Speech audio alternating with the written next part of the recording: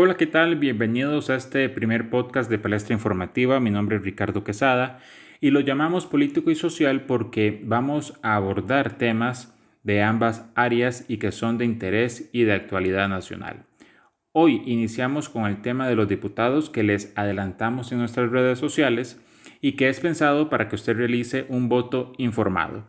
Un sistema de elección de diputados en Costa Rica que está desde hace más de 70 años y junto a la politóloga Katia Benavides vamos a valorarlo. Ella nos ayudará a entender cómo es que funciona este sistema de elección de los diputados dentro de los partidos políticos y qué se ha hecho para cambiarlo para que sea más abierto a la población. Además, vamos a valorar el trabajo de 3 diputados actuales que son precandidatos a la presidencia de la República. Así que bienvenida, doña Katia, gracias por acompañarnos. Y la primera pregunta es dirigida hacia esto: ¿cómo es este sistema de elección de los diputados y cuáles han sido los intentos para cambiarlo? Sí, bueno, vamos a ver, bueno, primero que todo, un saludo cordial a toda la audiencia. Esto es un tema muy relevante para las próximas elecciones. Nos estamos dando cuenta en un contexto de pandemia que la elección de los diputados es tan trascendental como la persona que ocupa la presidencia de la República. Son 57 personas que tienen en sus manos las decisiones y la construcción de la política pública en nuestro país. Y esto sí es muy importante tenerlo en cuenta. Efectivamente, como lo acabas de apuntar, tenemos casi 7 décadas de que mantenemos un sistema de elección de diputados que lo conocemos en el argot, ¿verdad?, político, como las listas cerradas. Las listas cerradas, ¿cómo funcionan? Y en el bipartidismo todavía era más cerrado, ¿verdad? Los diputados colocan el orden de las personas a las cuales nosotros vamos a elegir, y normalmente entonces no es un nombre, sino es un número, ¿verdad? En función de la cantidad de votos, y se supone que en función de la cantidad de escaños que tiene cada provincia, en función de la población que esté inscrita para votar, así es como se eligen y así es como se escogen estos candidatos. Y son los que nos llegan a representar a la Asamblea Legislativa. Es importante señalar que en el 99 el Tribunal Supremo de Elecciones hizo un proceso de consulta y de análisis sobre normativa electoral, y esta fue remitida a la Asamblea Legislativa bajo un expediente que fue archivado en ese momento, donde el Tribunal Supremo de Elecciones hacía una sugerencia que le llaman las listas abiertas. En realidad el correcto concepto es el voto preferente. ¿En qué consiste este voto preferente? Este voto preferente es que el partido me da a mí los nombres de las personas, pero yo como ciudadana en la urna marco cuál va a ser ese orden. No el orden como lo indican los partidos políticos en este momento, sino el orden va a quedar en función de cuál es la persona que obtuvo más votos. Esto permite, vamos a ver, qué es lo bueno, y permite que yo llegue, o al menos si yo soy un ciudadano responsable, llegue informada y llegue estudiada, ¿verdad?, Claro. de alguna forma, del currículum y de los intereses que tiene esta persona, ¿verdad? Pero también ellos dicen que se genera una competencia a lo interno de los partidos políticos importante, que yo como ciudadana, ¿verdad?, de a pie, más bien me parecería Lo ideal. lógico, ¿verdad?, para yo poder escoger qué es lo que quiero. Entonces, vamos a ver, actualmente, lamentablemente esta recomendación del Tribunal Supremo de Elecciones no fue acogida en el año 2009, donde se realiza y se modifica el código electoral, ¿verdad? El electoral de nosotros es relativamente nuevo, es del 10 de agosto del 2009. Y estas observaciones que hace el Tribunal Supremo de Elecciones 10 años atrás no se acogen, no son acogidas en el seno de la discusión del Código Electoral. Actualmente existe un proyecto de ley que fue presentado el 19 de agosto del 2019 por el diputado José María Villalba, el del Frente Amplio, que se encuentra en estudio en la Comisión de Jurídicos actualmente y su último trámite es que se encuentra en estudio de subcomisión. La subcomisión está conformada por Tania Nicolás, que es la presidenta de la Comisión de Asuntos Jurídicos del Partido Liberación Nacional, doña María Evita Mon, que es del Partido Unidad Social Cristiana, y don José María Villalta, que es del Frente Amplio. Esta conformación de esta comisión fue el 25 de mayo del 2020. Actualmente nos encontramos en sesiones extraordinarias y es importante comentarle a nuestra audiencia que se hizo una reforma en los procesos de sesiones ordinarias y extraordinarias y por primera vez en la vida tenemos un periodo de 8 meses de sesiones extraordinarias. El proyecto actualmente no se encuentra convocado y esto no permite que avance la corriente legislativa. En sesiones extraordinarias es el Poder Ejecutivo quien indica la agenda. Vamos a ver cuáles proyectos son los que los diputados van a estudiar y van a avanzar. Y a partir de esta agenda empiezan las discusiones de los temas. Normalmente son intereses propiamente del Poder Ejecutivo o negociaciones que se han dado con los otros diputados. Te apoyo este proyecto si me convocas A, B y C para poder también avanzar en los temas que a mí me interesan como diputada. Ok. Hay un requisito que, entre muchos, para ser diputado, pero hay uno que me llamó mucho la atención, que dice, bueno, ser ciudadano costarricense, pero dice la palabra o la frase ser apto para ejercer el cargo público de elección popular, pero es que no necesariamente quienes llegan a ser diputados son aptos, porque nos hemos llevado varias sorpresas, ¿verdad? O por lo menos, a ver, es mi percepción como periodista y como ciudadano, que no todos han sido aptos para ese cargo. Vamos a ver, apto es una palabra muy subjetiva, que puede ser apto para mí, puede ser que no sea para usted o para, Ujú, no sé, hasta para el círculo más íntimo que ujú, nosotros tenemos en nuestro hogar. ujú, Ahora, el tema de moda es nuestra burbuja. ujú. Este, puede ser que no lo sea. Y de ahí viene, ¿verdad? Esa cantidad de opciones, tanto ideológicas como de representación, ya sea por temas, que en cada 4 años tenemos los ciudadanos para escoger.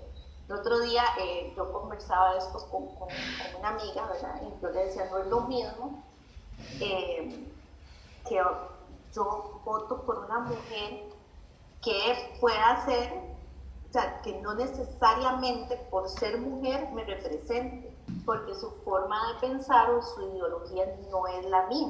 Ujú, Entonces, ujú. como puede ser que sea, no por ser mujer quiere decir que ya Que hicimos haya una conexión. todo, ¿verdad? Ujú. No, ¿verdad? Porque puede ser que ella tenga unas posiciones muy conservadoras, de las cuales yo no sea, eh, no compartamos la opinión, o muy Ujú, liberales, ¿verdad? Entonces, ujú. sí tenemos que ver y estudiar esas características y esa composición que nos puede marcar, ¿verdad? No solamente el tema de género o el tema territorial van a hacer que yo tenga un clic completo con esa persona que me representa. Entonces yo como ciudadana sí debería de estar informada de cuáles son esas características que tienen esas personas, cuáles son sus ideales, cuáles son sus intereses y cuál es su forma de ver algunos temas que para mí sí son relevantes. Vamos a ver, ¿y por qué? Porque la Asamblea Legislativa es la construcción de la política pública que nos va a afectar a mayor o a menor medida. A veces la gente que se desencanta un poquito de la política dice, no, es que para qué, si eso no llega a nada, si al final de cuentas lo único que hacen es perder el tiempo. Vamos a ver, hace 2 años nos aprobaron una ley de fortalecimiento de las finanzas públicas que nos afectó a todos, porque ahora todos estamos pagando el 13% del IVA, en algunos porcentajes, ¿verdad? Variado, pero al final de cuentas sí te afecta como ciudadano esa formación de las políticas públicas que se hacen desde la Asamblea Legislativa. Y si la mayoría de representantes no piensan o no tienen los intereses que yo tengo como ciudadana, entonces nunca en mis intereses como ciudadana de a pie se van a ver reflejados en estas políticas públicas y más bien incluso hasta me puedo ver afectada. Entonces sí es como importante analizar y ver esta lista de personas, ¿verdad? No verlas como un número como actualmente lo vemos, o esta propuesta de abrirlo a que sean nombres, sino también tiene que ver con un asunto de intereses y de particularidades que nos da la sociedad y los partidos políticos para el tema. Ok, es que a mí me parece, y tal vez volviendo a la pregunta anterior, es necesario estar informado para poder analizar el diputado por el que yo quiero votar, justamente eso que usted menciona, si los ideales o lo que ella quiere llegar o él quiere llegar a hacer en la asamblea son compatibles con lo que a mí me parece bien o mal, ¿verdad? Así es toda una construcción. Vamos a ver, no es solamente la formación académica, que no deja de ser importante. Muchas veces no tenemos un título académico, pero sí tenemos la experiencia y tenemos las sensibilidades políticas y comunalistas que podemos tener para poder tener una representación en este sentido. Eh, lo que sí es importante es entender cómo se elabora una ley, cuál es la formación de una ley desde cualquier punto de vista, pero también tenemos que ser conscientes que los diputados y las diputadas no tienen un total conocimiento de toda la materia que se ve, ¿verdad? Aquí es importante también explicarle a nuestra audiencia que hay diferentes comisiones que son como el primer paso al análisis de las leyes, ¿verdad? Es como el primer filtro, donde se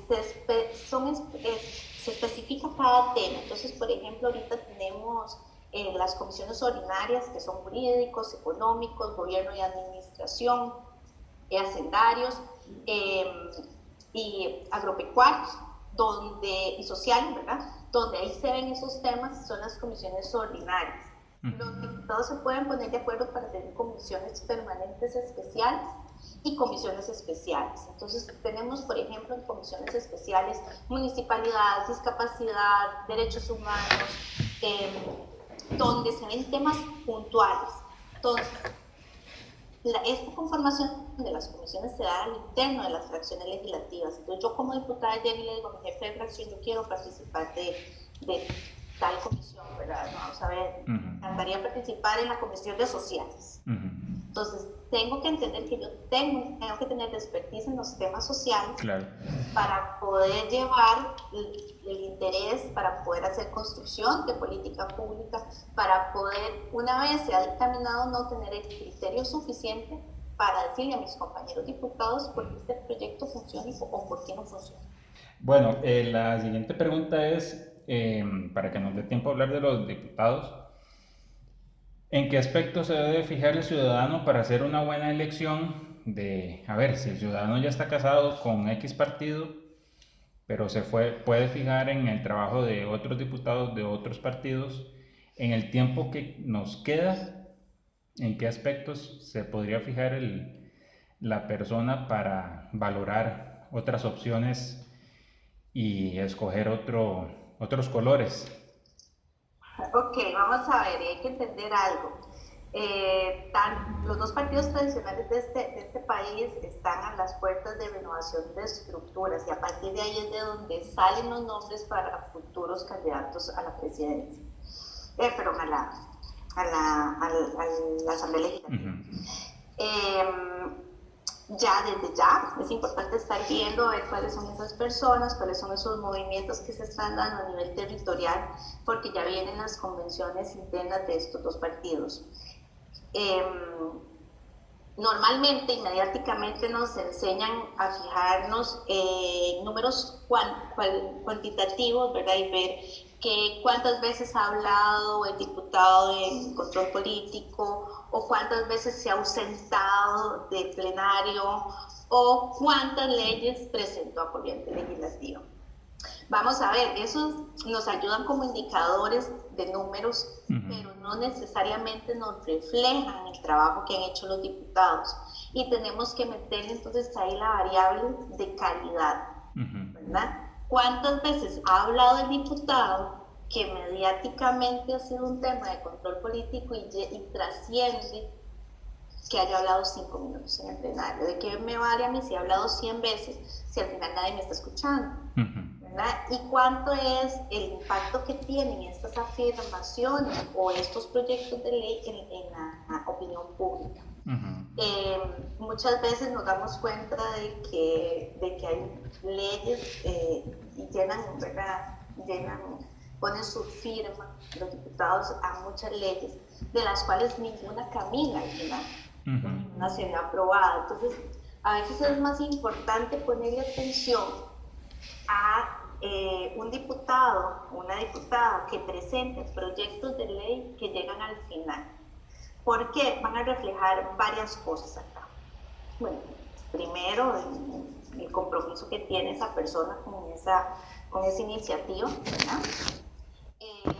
Luego, su nivel de negociación, porque para que llegue un proyecto de ley al final es porque hubo un proceso de construcción y de análisis a lo largo de un proceso largo. Hay que reconocer que para aprobar leyes el proceso no es tan corto como quisiéramos algunas veces, ¿verdad? Sino son procesos largos que ameritan muchas horas de análisis y de negociación, desde ver si el proyecto no roza con la Constitución hasta conocer el interés más íntimo de algún grupo que tenga, ¿verdad? Y entender si están a favor o están en contra y a partir de esa posición construir algo normal.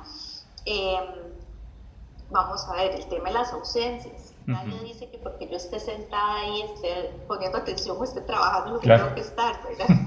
Tiene que ver un asunto de entender y de analizar cuáles son mis temas y cuáles estoy llevando bien de camino, ¿verdad?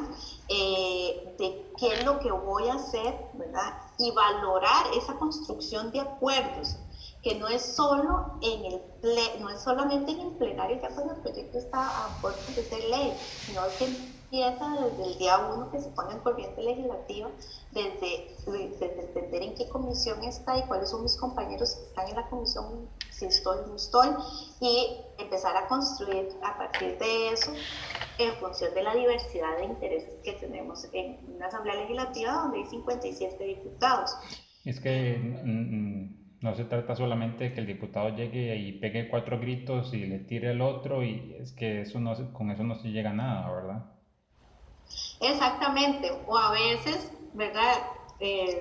Se aprueban leyes que también en el argot legislativo le llaman chayote, pero no necesariamente puede ser que sea chayote para mí porque la donación de un terreno X a mí no me suma ni me resta, pero para esa persona puede ser muy importante y para su comunidad puede ser muy importante y funcionó como un proyecto que avanzó en función de otras negociaciones de temas más relevantes. Entonces también hay que entender un poquito esa dinámica de la construcción de acuerdos para nosotros saber y aprender a valorar en el tema de los proyectos de ley. Y en el tema de control político, por ejemplo, es un tema de ver cuál fue mi impacto, ya sea a la comunidad, en la opinión pública o mis compañeros tomadores de decisiones para entender si efectivamente lo que yo estoy llevando en un tema de control político afectó.